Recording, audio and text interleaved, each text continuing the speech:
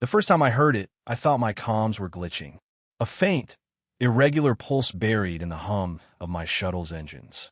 Something alien, yet familiar, like a memory I hadn't lived. I should have ignored it. Most engineers would have.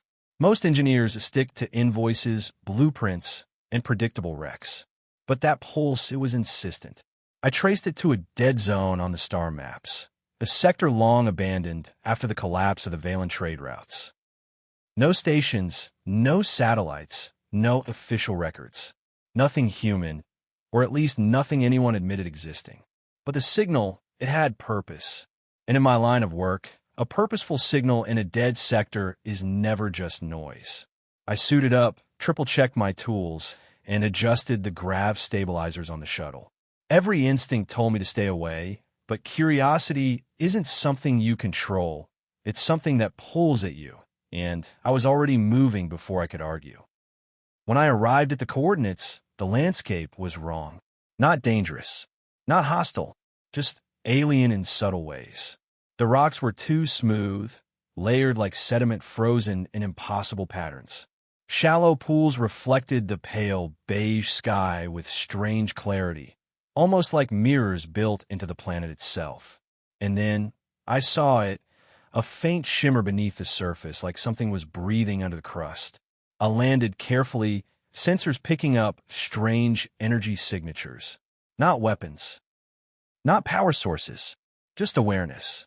Whatever lay beneath the soil knew I was here. My boots pressed into the dust, and faint vibrations ran up my legs. Not mechanical. Not tectonic. Alive. I knelt and brushed aside some of the soil with gloved hands, revealing the edge of a structure, a sleek metallic surface, curved and etched with unknown markings. Not a typical ship. Not any derelict design cataloged in the Interstellar Salvage Directory. This thing was organic, asymmetrical, almost thinking as if the terrain had grown around it rather than it being placed here. And then it pulsed, a soft blue light flowing across the hull like veins. And I realized the signal wasn't just a beacon. It was a message, and it was for me. I should have run. But running wasn't in the manual for engineers who restore the impossible. I touched the surface. Cold. Alive. Waiting. And somewhere inside, a machine older than any registry, older than most colonies, waited to be woken. If you enjoy salvaging strange technology, unraveling mysterious alien machines, and exploring stories no one else dares to tell, subscribe to Galactic Restorer, like the video, and leave a comment with what you think the ship might be hiding. Because what happens next isn't just discovery. It's something that could rewrite how we think about the galaxy. I took a step back, letting my hands hover over the ship's hull. Every instinct screamed caution, yet the pulse beneath the metal, slow, deliberate, seemed to recognize me. I wasn't just an intruder. I was expected. I've restored wrecks before, machines left for dead, their memory banks fragmented and rusting. But nothing ever reacted like this. When I placed my palm against the surface, a shiver ran through the ground beneath me. Not mechanical, biological, almost sentient. The hull warped subtly beneath my touch, as if measuring me, deciding if I was worthy. The ship's markings glowed faintly, running in patterns I couldn't decode. Not language, not numbers. Energy pulses, coordinated in sequences I couldn't anticipate. I realized it wasn't just alive, it was communicating, but in a language I didn't understand yet. I backed away to assess the structure, scanning with every sensor my shuttle carried. Hull density fluctuated, structural layers intersecting at impossible angles. It wasn't a uniform vessel.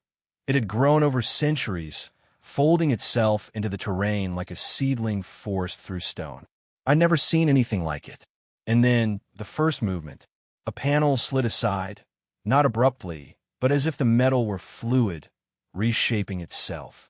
A corridor revealed itself beneath the surface. I stepped closer. The hum became clearer, forming a rhythm, almost like a heartbeat. Each pulse corresponded to the faint blue veins threading across the hull. I activated my portable scanner. The readings defied logic. Power flows with no identifiable source. organic signals interwoven with machinery. The ship wasn't just advanced.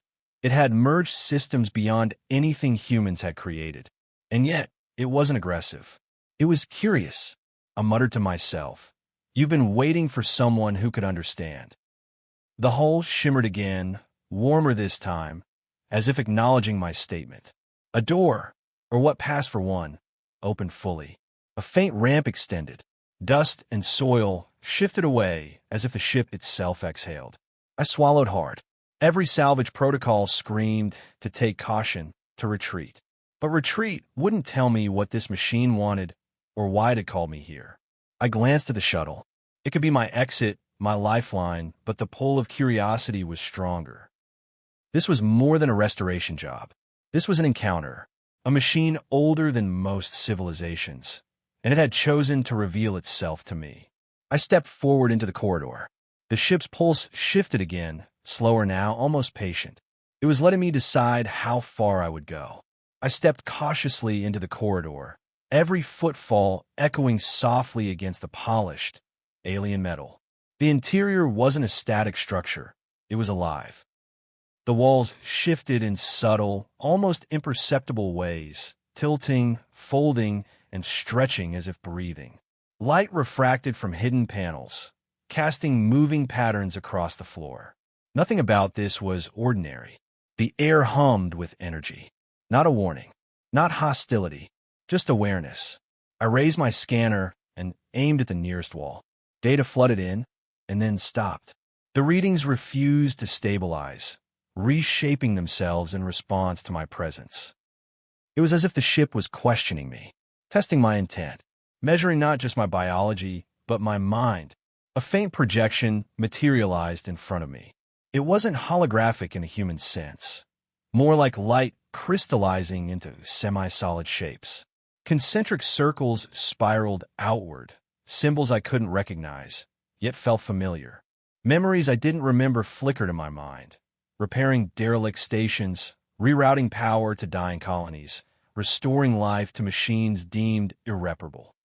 I stumbled back. The ship knew me. I whispered, "You've been watching." The projection pulsed. Not a denial, not an agreement, just acknowledgement. It was learning me as I tried to understand it. The walls shifted again, opening into a larger chamber. The space defied physics. Perspectives changed as I moved, distances stretching and compressing unnaturally, yet never disorienting. At the center, a massive console-like structure hovered above the ground, radiating faint blue and orange veins that pulsed in sync with the ship's heartbeat. I approached slowly. Every instinct told me to take my scanner, my tools, and run tests, but something stopped me. This wasn't a machine to dismantle. This was a being to understand. A soft vibration ran through the floor, not a warning, but a question. Something in the ship's tone, if you could call it that, asked, "Why are you here?" I froze.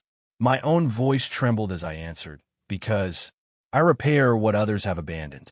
I restore what they've forgotten." The pulsing intensified. Light veins traced the walls like circuitry awakening, responding to my answer. The ship's awareness was no longer passive. It had recognized my purpose, my intent. A door, or maybe a path, shifted open at the far end of the chamber. Beyond it, a faint glow beckoned. Not danger, not a trap, invitation. The first real choice I had since setting foot on this world. I swallowed hard, steadying my tools. "All right," I said, "let's see what you're hiding." I stepped through the shifting doorway, and the chamber beyond took my breath away. It wasn't just large, it was impossible. The walls curved in multiple dimensions, folding space in ways that should have collapsed physics. Suspended platforms hovered without support, interconnected by glowing conduits that pulsed like veins in a living organism. The light wasn't artificial. It radiated from the ship itself, illuminating the chamber in pale golds and deep blues.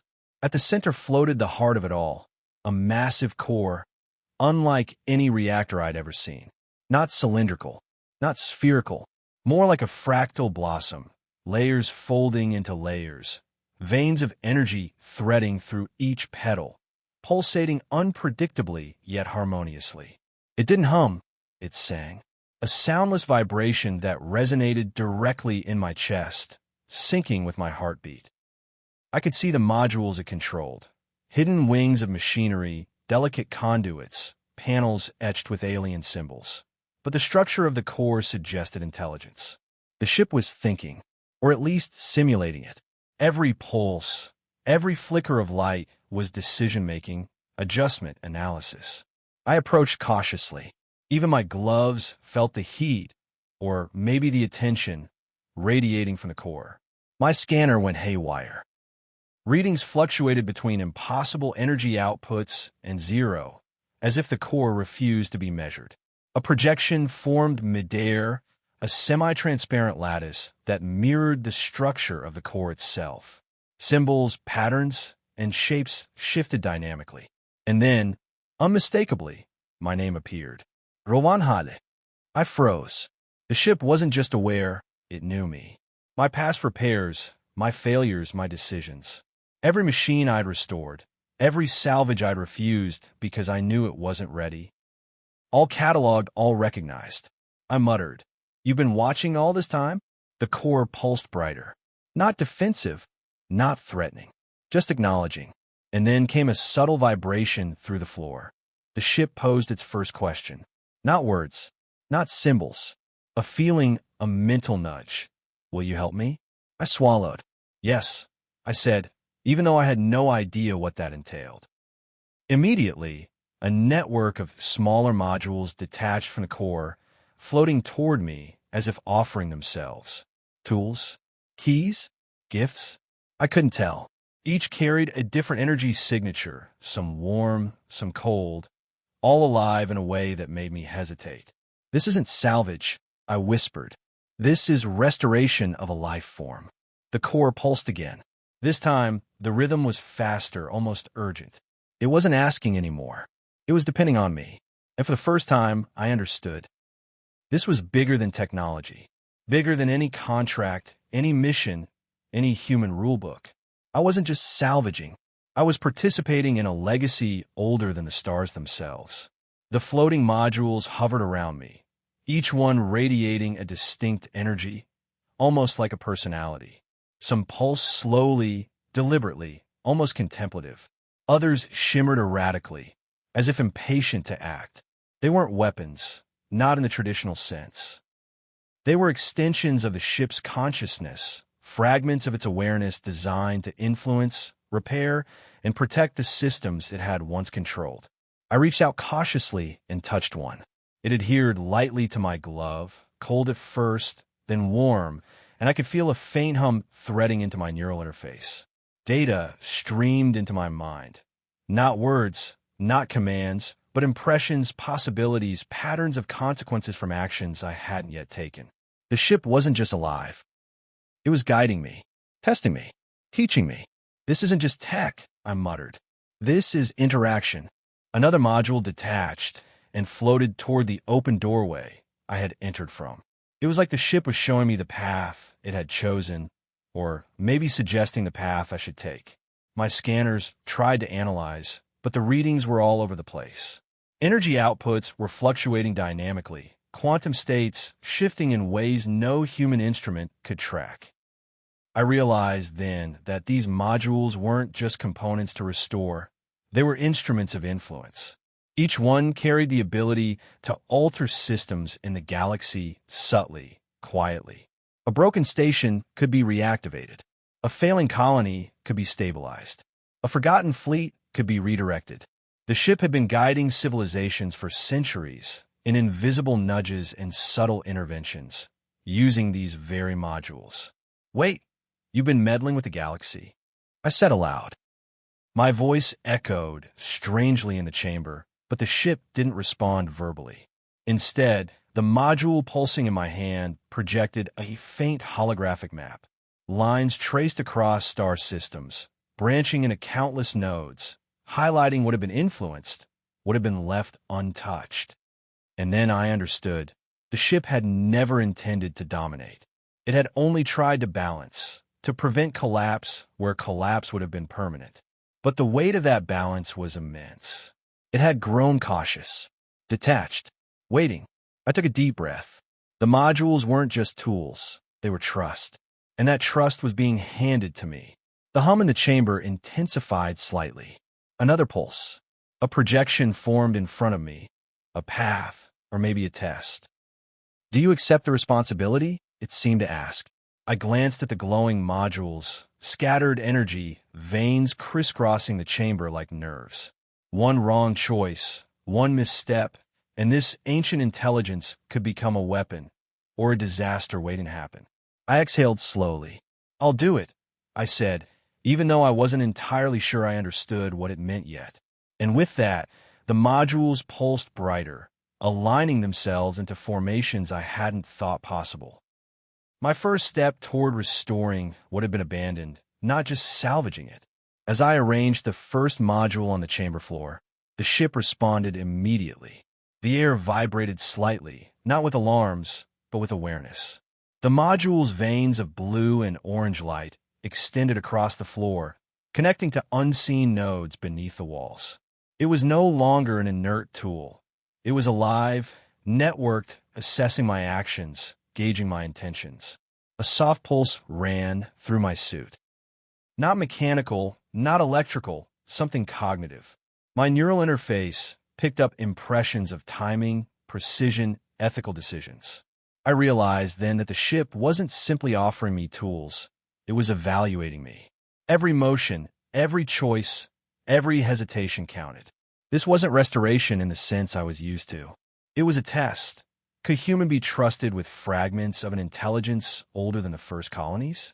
I moved the second module carefully, aligning it with the first. The veins of energy merged, forming a lattice that extended beyond the immediate chamber.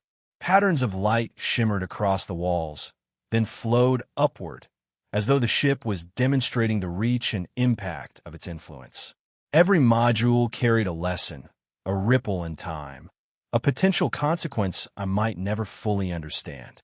A projection appeared, flickering rapidly.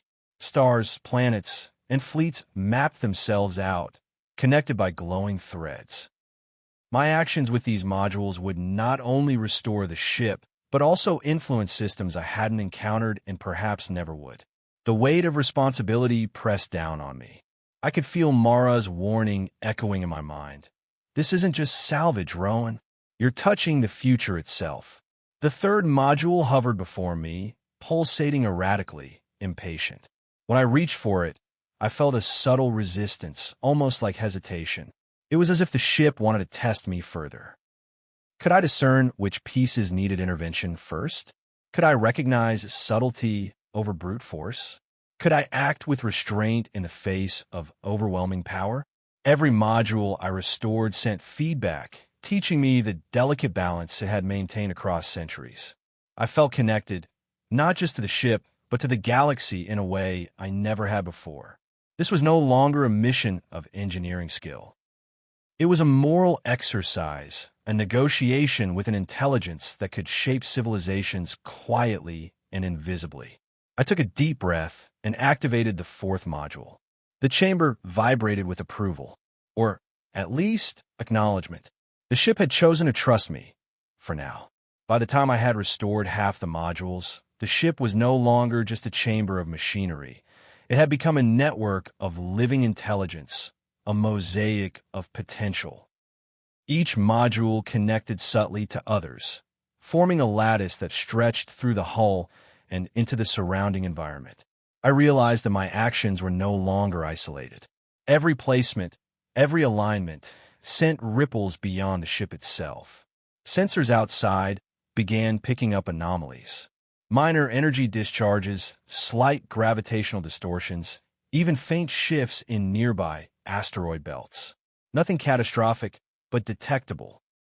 I understood that the ship had been smoothing these anomalies for centuries, keeping them invisible to human eyes. And now, by restoring its modules, I had reintroduced uncertainty. I felt a strange exhilaration. Chaos, restrained and beautiful, began spreading like a gentle pulse across the sector. The ship didn't resist, it allowed it.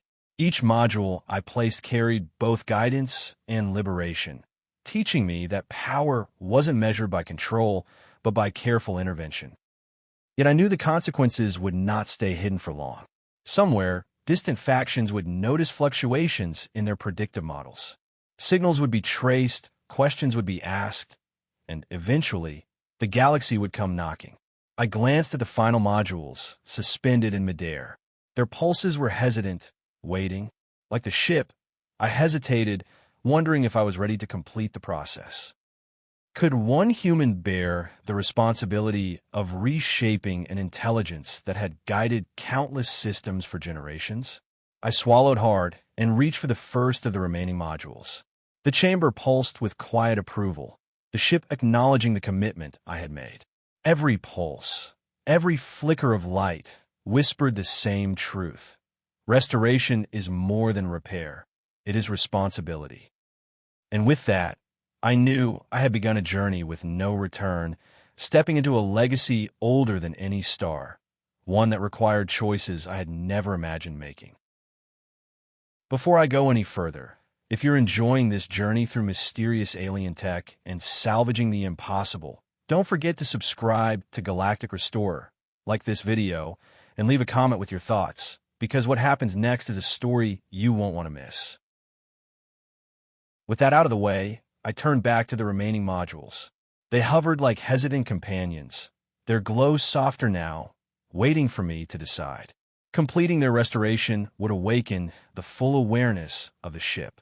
Not just intelligence, but intention. And that intention could ripple through the galaxy. I gripped one carefully. A warning pulse traveled through my gloves, subtle, not hostile. The ship was asking me to consider more than mechanics. It was asking me to weigh ethics, consequence, and purpose. Every module I restored would either stabilize or disrupt systems I might never see. The next module pulsed brighter, as if sensing hesitation. I inhaled and placed it into the network lattice. The energy veins expanded outward, connecting every restored module.